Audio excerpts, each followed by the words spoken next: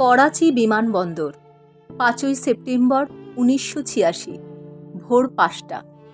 Pan অ্যার flight ৭৩ Mumbai থেকে এসে সবেমাত্র ল্যান্ড করেছে। গন্তব্য নিউ ইয়র্ক। বিমানে যাত্রী এবং ক্রু মিলিয়ে প্রায় ৩৮০ জন মানুষ। ভোরবেলা আলো ফুটতে শুরু করেছে, কিন্তু রানওয়ে নিস্তব্ধতা ভেঙে হঠাৎ সাইরেনের মতো বেজে উঠল এক বিপদ সংকেত। রানওয়েতে ঢুকে পড়ল ৪ জন সশস্ত্র জঙ্গি।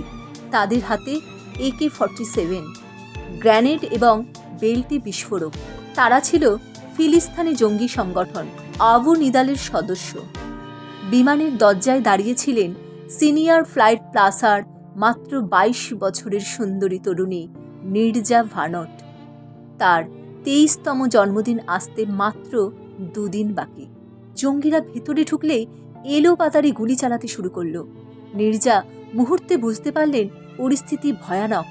তিনি দ্রুত ইন্টারকমের মাধ্যমে ককপিটে হাইজ্যাকের সংকেত পাঠিয়ে দেন। তার বুদ্ধিমত্তায় পাইলট, কো-পাইলট এবং ফ্লাইট ইঞ্জিনিয়ার ককপিটের ওপরের ওভারহেড হ্যাচ দিয়ে পালিয়ে যেতে সক্ষম হন। ফলে বিমানটি আর ওড়ানোর উপায় রইল না।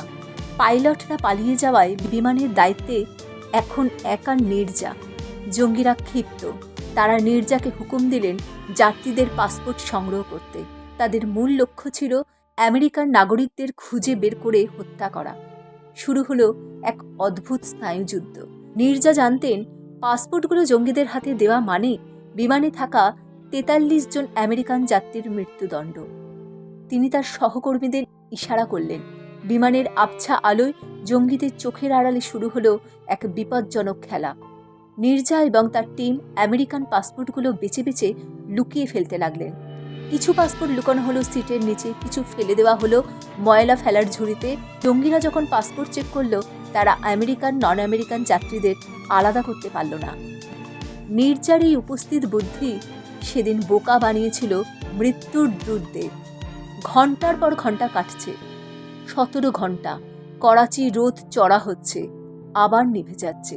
বিমানের ভেতরে এসি বন্ধ, অসহ্য গরম আর দম বন্ধ করা আতঙ্ক। নির্জা হাসি মুখে যাত্রীদের জল দিচ্ছেন, খাবার দিচ্ছেন। তিনি পালিয়ে যাননি, তিনি লড়েছিলেন। রাত নামল। বিমানের পাওয়ার সাপ্লাই ইউনিট বন্ধ হয়ে গেল। ঘুটঘুটে অন্ধকার। এই অন্ধকারী জঙ্গিদের ধৈর্যের বাঁধ ভেঙে দিল। তারা ভাবল কমান্ডাররা হয়তো অ্যাটাক করবে। প্যানিক করে তারা এলোপাতাড়ি গুলি চালাতে শুরু করলো। গ্রেনেড ফাটালো। বিমানের ভেতরে তখন নরক গুলজার। নির্জা তখন সাহসের চরম পরাকাষ্ঠা দেখালেন। তিনি এমার্জেন্সি এক্সিট বা জরুরি দরজা খুলে দিলেন। তিনি চাইলেই সবার আগে স্লাইড দিয়ে নেমে নিজের প্রাণ বাঁচাতে পারতেন, কিন্তু তিনি তা করলেন না। তিনি দরজার পাশে দাঁড়িয়ে যাত্রীদের একে একে ঠেলে বের করে দিতে লাগলেন। সবাই যখন নামছে, তখন নির্জা দেখলেন ৩টি ছোট শিশু সিটের আড়ালে ভয় কুঁকড়ে আছে। তিনি তাদের হাত ধরে টেনে নিয়ে এলেন দরজার দিকে, কিন্তু ততক্ষণে জঙ্গিরা তাকে দেখে ফেলেছে। পেছন থেকে এক জঙ্গি এসে নির্জার চুল ধরে টান মারল, তারপর খুব কাছ থেকে তাকে গুলি করল। নির্জার শরীর ঝাপসা হয়ে গেল, রক্তে ভিজে গেল ইউনিফর্ম।